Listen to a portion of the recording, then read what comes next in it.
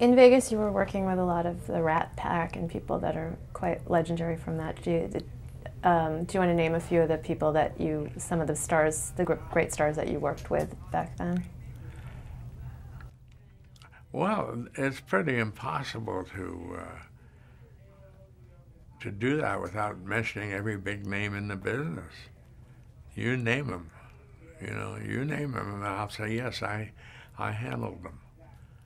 Now, here's an interesting thing about Las Vegas. There were 5 hotels there, and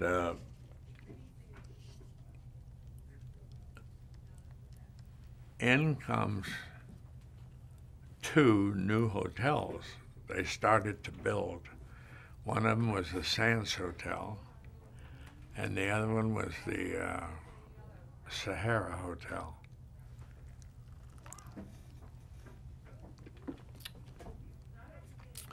And the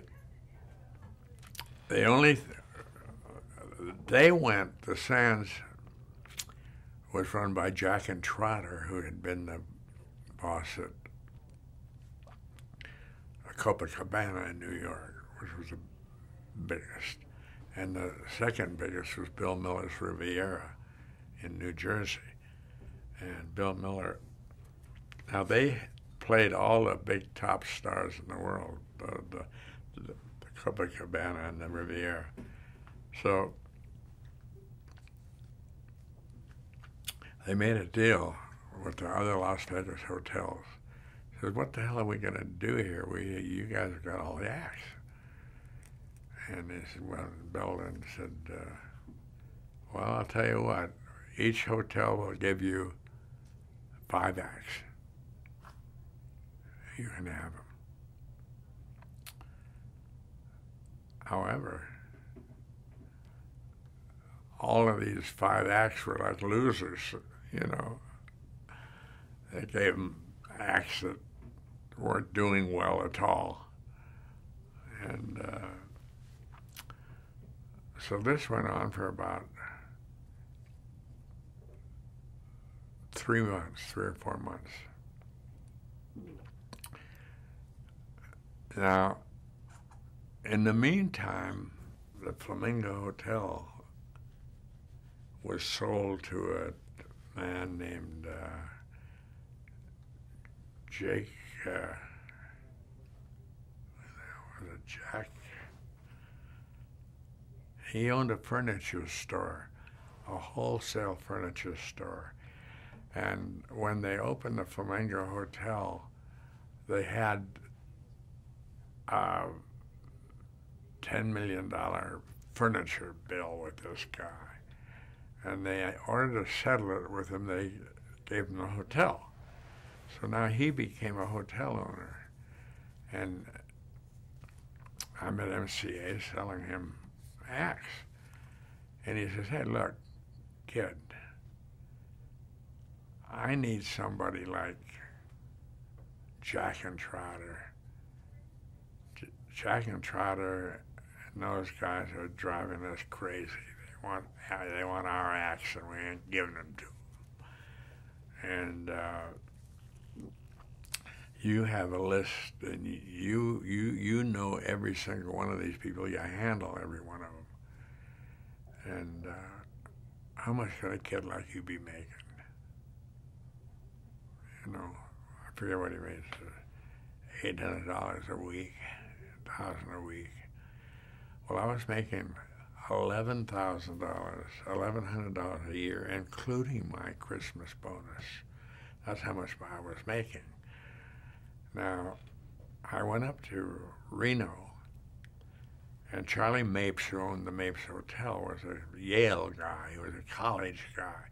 His father was a banker there in Reno and took over the casino when they foreclosed, when the bank foreclosed.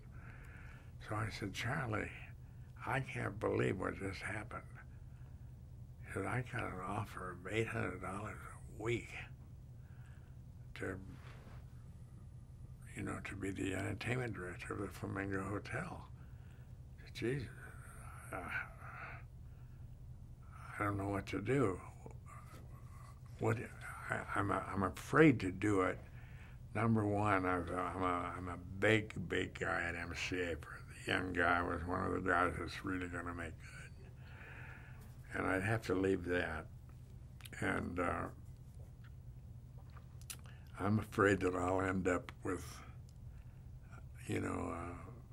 alligator shoes and a white on white thing with it, and a pinky here and I'm afraid of it. I don't want to become a hood. He says, "Oh, come on, for Christ's sake. Look at me. Look at me. I wear goddamn,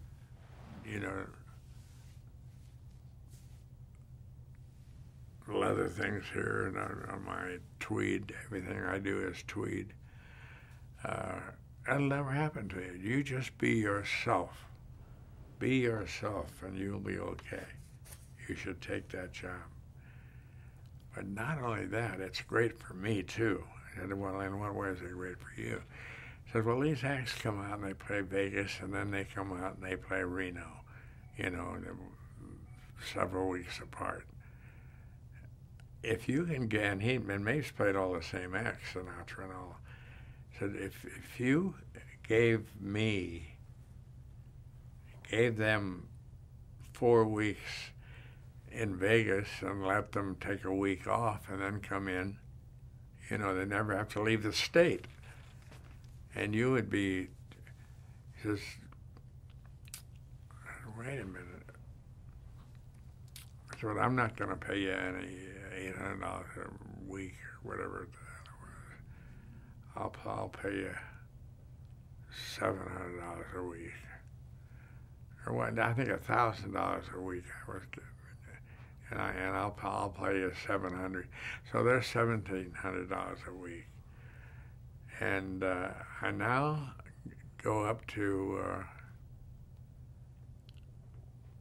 Harris Club and I meet with Bill Hara. And I used to sell Bill Hara acts directly.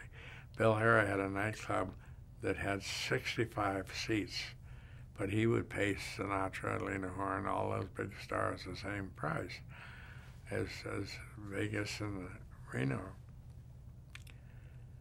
So he said to me, "I want to put a line of girls in. I'm building a new hotel, and I want to put in a big line of girls. And I have a line of girls already down in Reno, but the guy, this Morrow, whatever his name was, who's doing the line, he gives me the same old crap, the same old costumes, and I know that he's screwing me big time." And Candy House says, "Yeah." He said, "Could you do that? Could you get us somebody to do that?" I said, "Hey, not only could I get you somebody, I could do that." I was now making more money. I was making like $3,000 a week putting that line together.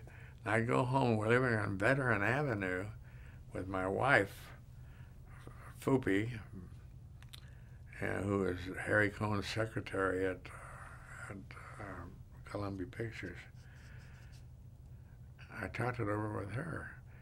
She says, "Pierre," she says, "I was your secretary at MCA, and I know how you operate. And you just,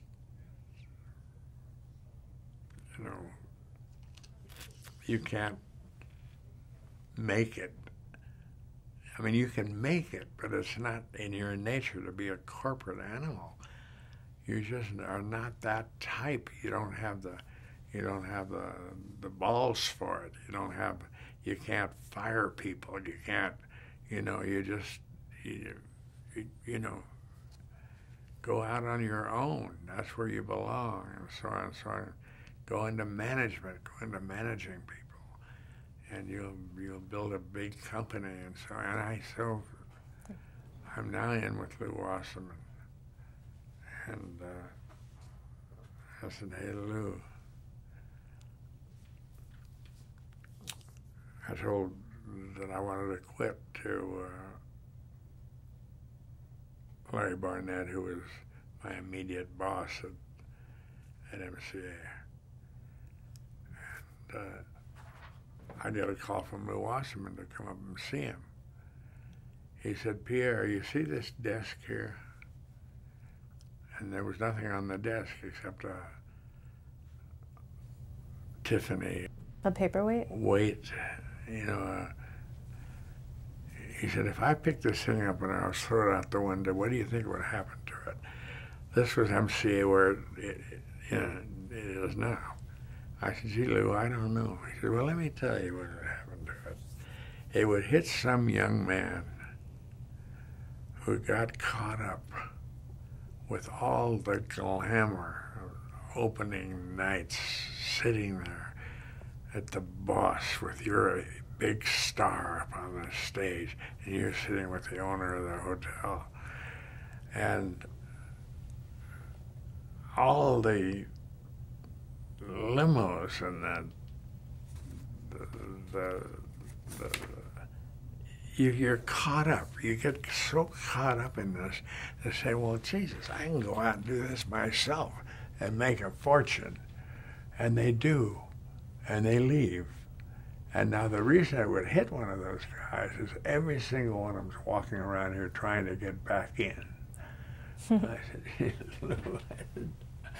"Oh, you know, I already had these places locked in." And that's how that happened.